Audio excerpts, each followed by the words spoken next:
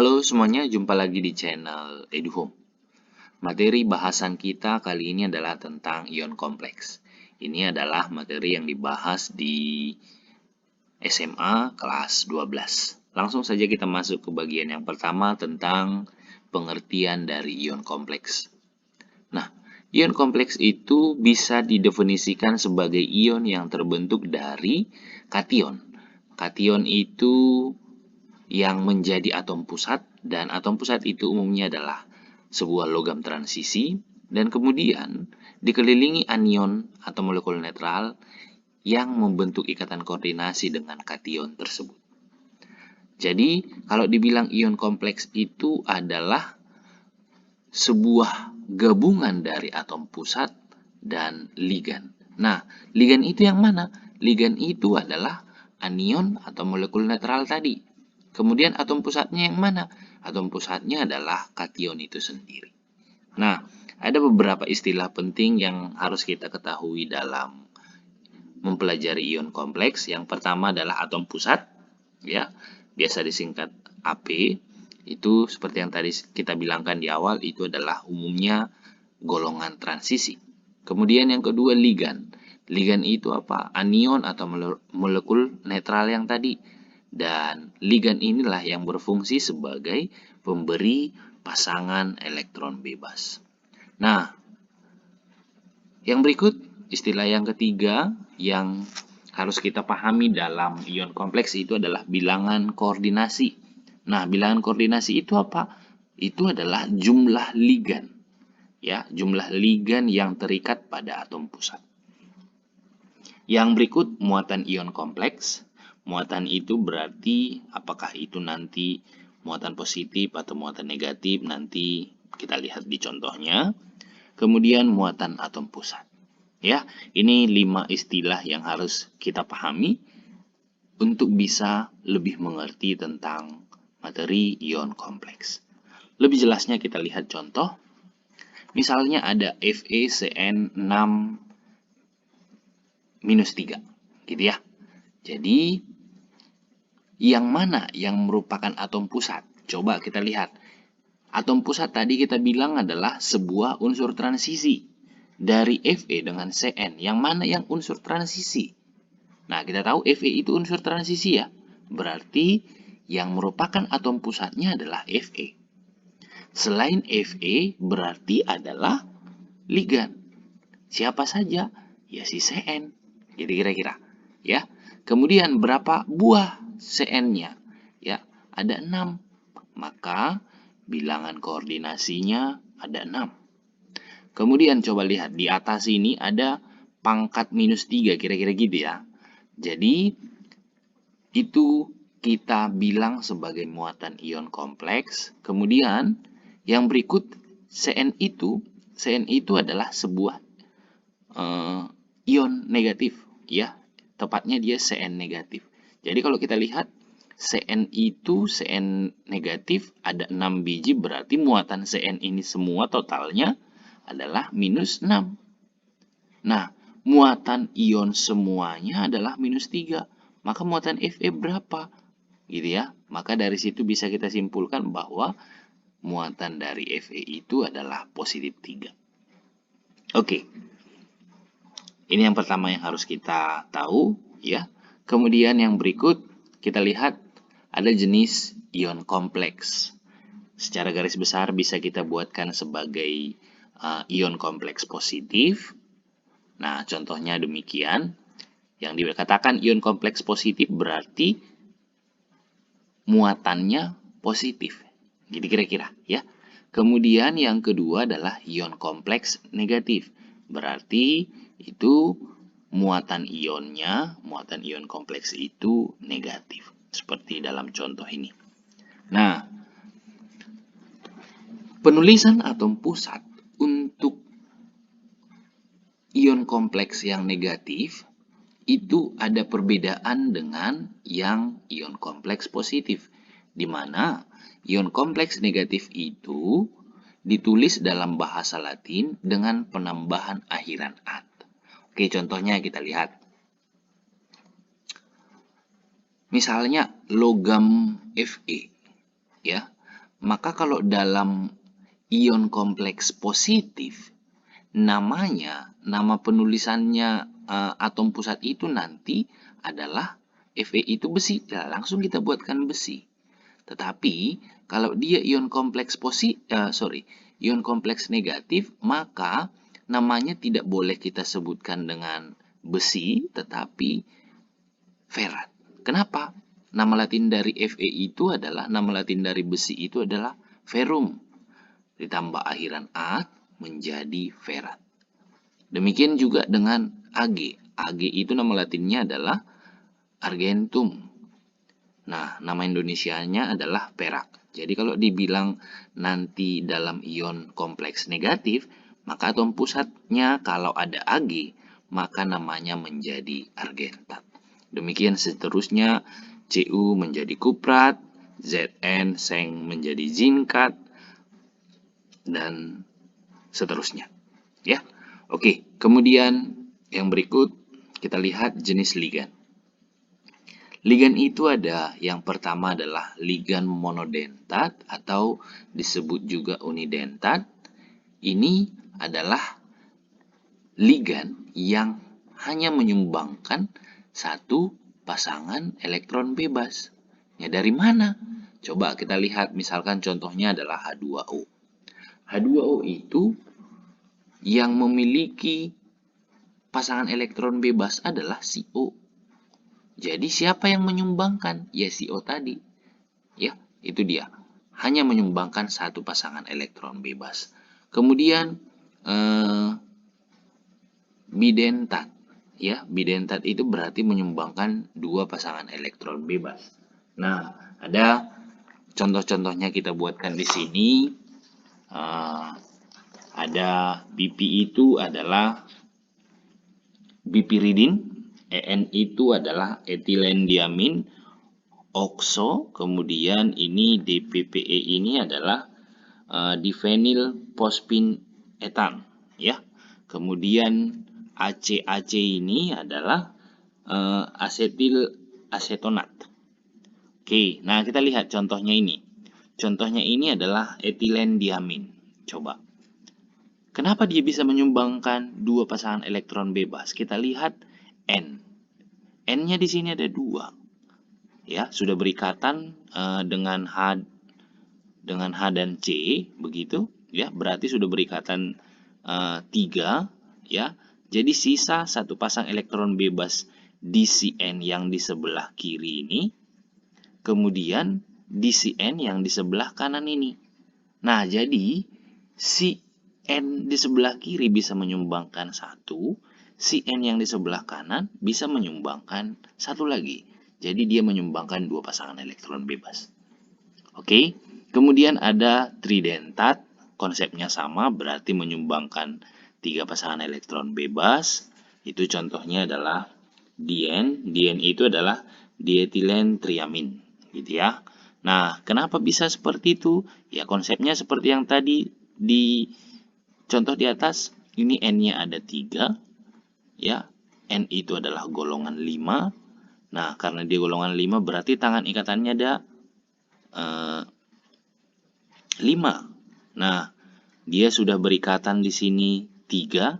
Si N yang di sebelah kiri berikatan dengan H2 dan dengan C1. Ya, berarti sisa 2 elektron atau satu pasang. Si N yang di tengah juga demikian. Si N yang di sebelah kanan juga demikian. Jadi ada 3 pasangan elektron bebas. Ya, yang berikut jenisnya adalah ligan polidentat. Berarti ligan yang menyumbangkan lebih dari 3 pasangan elektron bebas. Nah, untuk ligan-ligan, ya, ligan-ligan yang sering dibuatkan itu ada, kita buat dalam tabel berikut.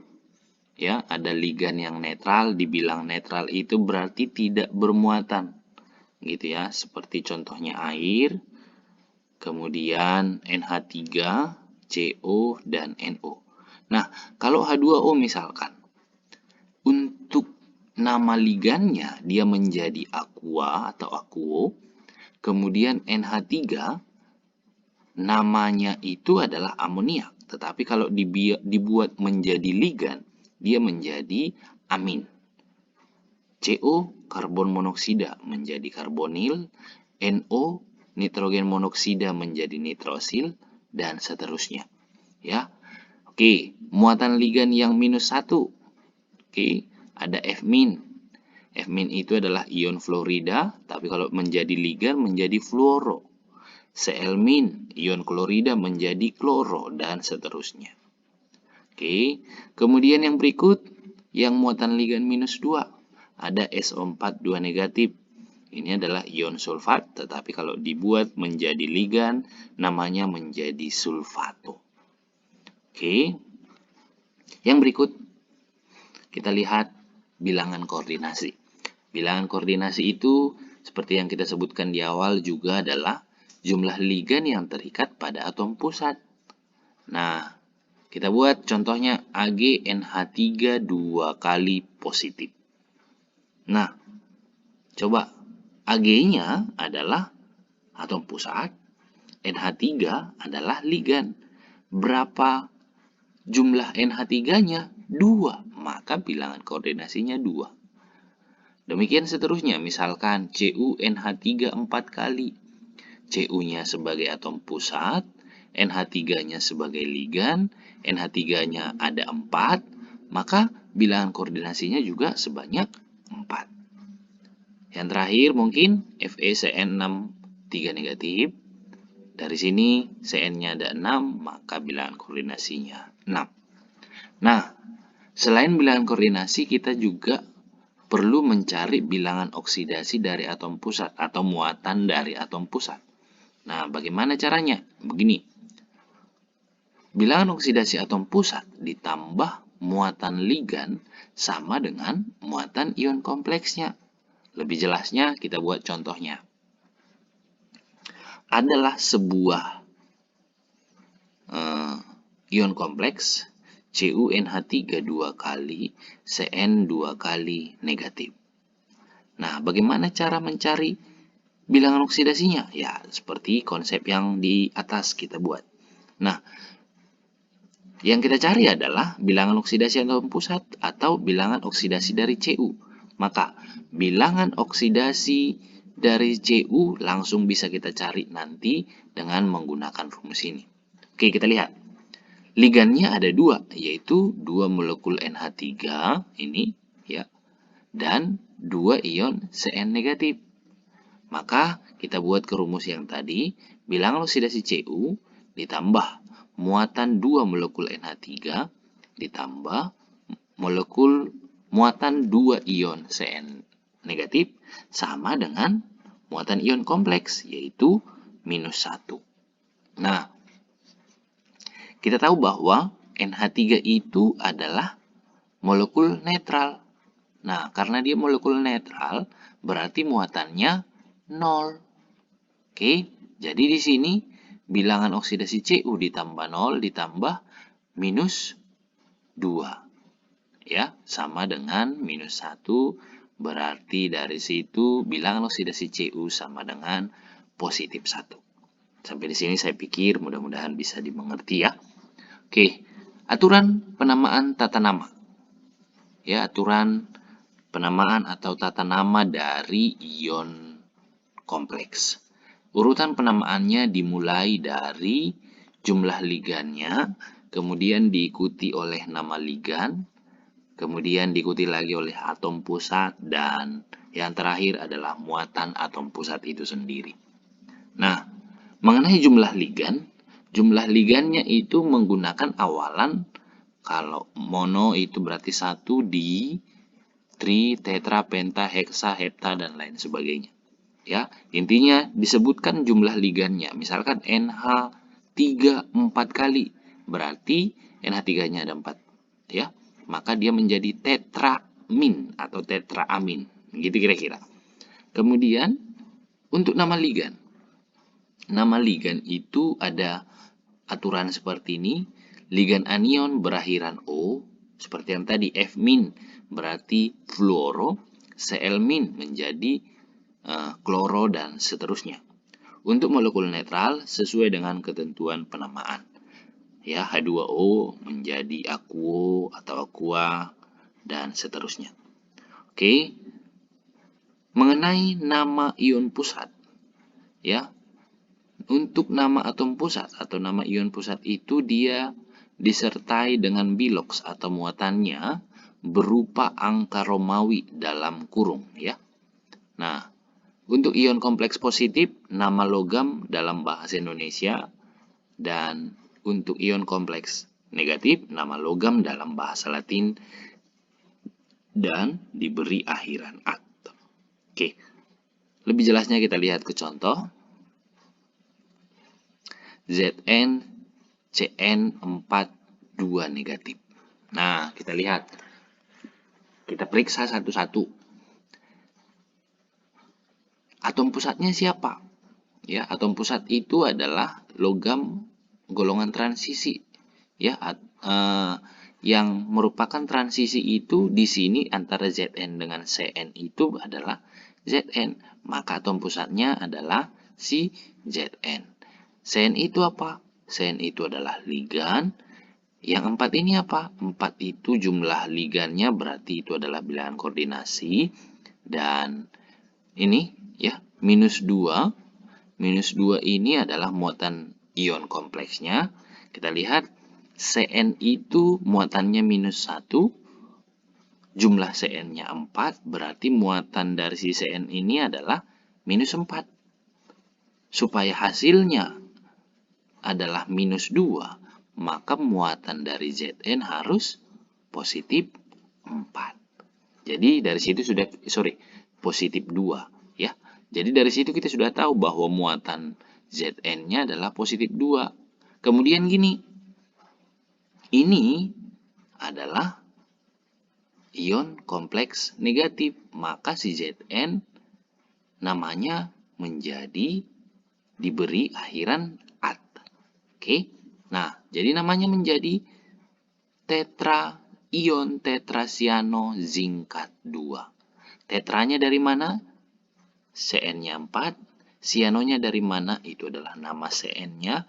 Zinc, Zn, tambah akhiran at menjadi zinkat 2. Ya, muatan dari Zn-nya. Kita lihat yang kedua. Zn H2O 4 positif 2. Konsepnya sama, H2O itu adalah aquo atau aqua, ada 4 biji, maka ini namanya menjadi ion tetraaquo atau aqua zinc 2. Ya. Oke, kemudian yang berikut. AgCN2 negatif. Ya. AgCN2 negatif ini, Ag adalah atom pusat, Cn adalah ligan, 2 itu adalah muatannya, ya. 2 itu adalah jumlah ligan, Jadi di sini bisa kita buatkan namanya menjadi ion disianoargentat 1. Yang terakhir kita lihat FeSCN 4 kali 2 negatif.